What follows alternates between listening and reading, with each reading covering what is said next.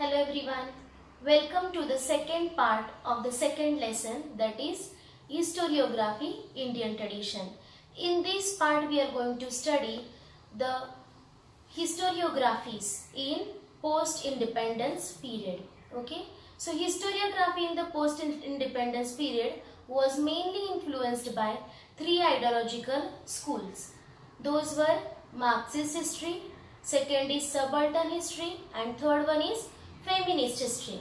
So first of all, let us start with Marxist history. So you all have learnt about Karl Marx in first lesson. By his name, this history is known as Marxist history. So as in first lesson I have taught you, this society where the means of livelihood, means of transport, trade, those are available. According to that availability, society is divided into the classes. So he has written the class history. Okay, class struggle he has mentioned into his history. These classes were mainly on the basis of caste. Okay, so the concern for the means of production, modes of production and industrial relation were there. Okay, these all 3 points were at the center of the writings of Marxist historians. Okay, so they studied transition within the caste system. Many transitions were there. Transition means changes. Stage by stage, as days were passing, there were changes in the caste system. So they have studied the transition within the caste system.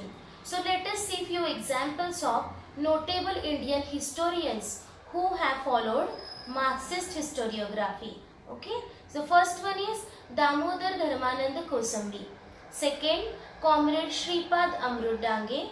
Third one, Ram Sharan Sharma. And fourth one is Comrade Sharad Patil.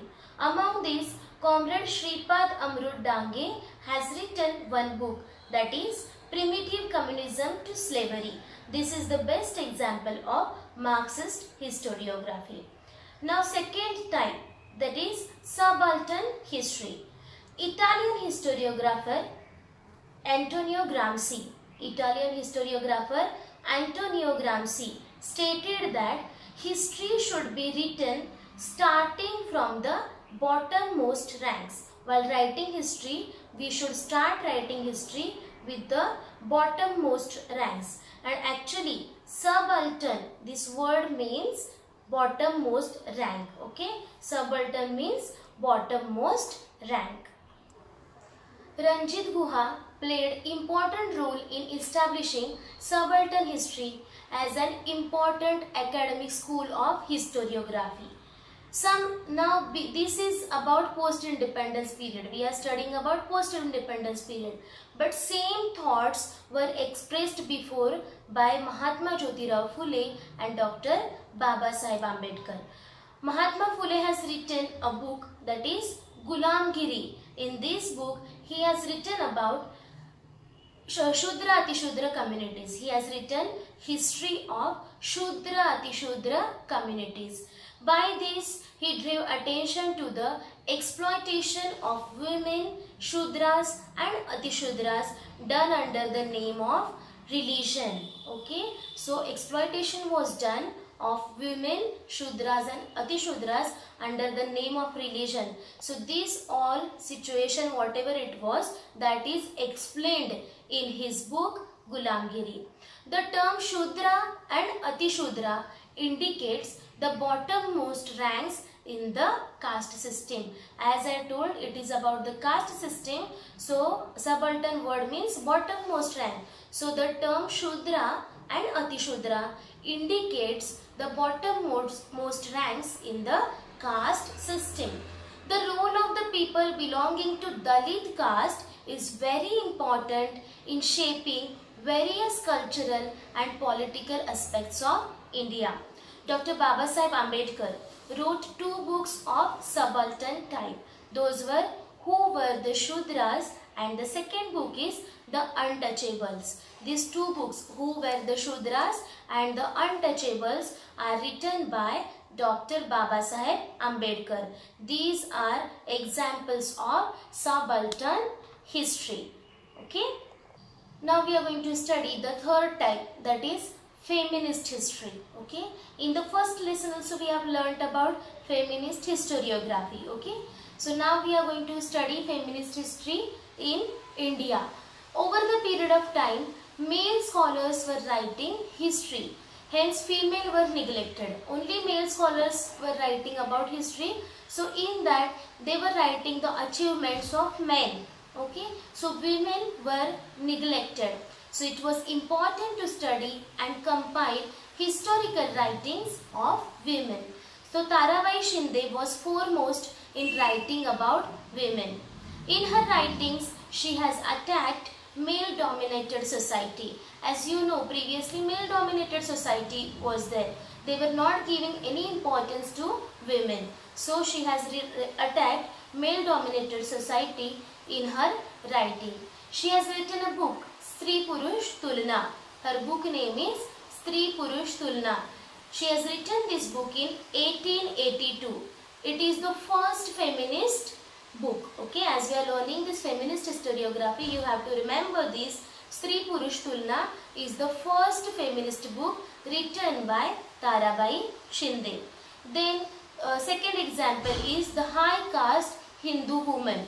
This book is written by Pandita Ramabai in 1888. The book written by Pandita Ramabai, The High Caste Hindu Woman in 1888. Now let us see the recently published feminist literature, that is Crossing Thresholds, Feminist Essays in Social History, which is written by Meera Kosambi. Once again I am telling you the name of the book, that is Crossing Thresholds, Feminist Essays in Social History. This is the book name, which is written by Meera Kosambi. It contains essays on the life stories of women like Pandita Ramabai and Dr. Rakhmabai, who is first practicing lady doctor of India. A lot of literature is available in the viewpoint of Dalit women in Maharashtra. So the book written by Sharmila Rege, that book name is Writing Caste, Writing Gender, Reading Dalit Women's Testimonies. Once again I am telling you, the writer is Sharmila Rege and she has written a book, Writing Caste, Writing Gender, Reading Dalit Women's Testimonies. It includes her essays on autobiographies of Dalit women. Some historians have written without embracing a particular ideology. Now here we have studied various kinds of ideologies like Marxist history, feminist history, subaltern history. So some historians were there who didn't write history without embracing any particular ideology. Means they have written without any particular ideology. Let us see few examples of such historians. First one is Sir Jadunath Sarkar, second Surendranath Sen, third one is Riya Satkar, G.S. Sardesai. G.S. Sardesai is Govind Sakharam Sardesai. Then fourth example is Trambak Shankar Shezwarkar. These historians have written history without embracing any particular ideology. In the recent times, historians like Yashwant Dinkar Phadke, Ramchandra Guha contributed extensively to historiography of modern India. So by these all aspects, we can understand that Indian historiography has been greatly influenced by social and political movement. Okay. So in this way, we have learnt about historiography of Indian tradition. Okay. So in the last lesson, we have studied historiography, development in the West, and in this lesson we have studied Indian tradition of historiography. I hope all of you have understood these two lessons.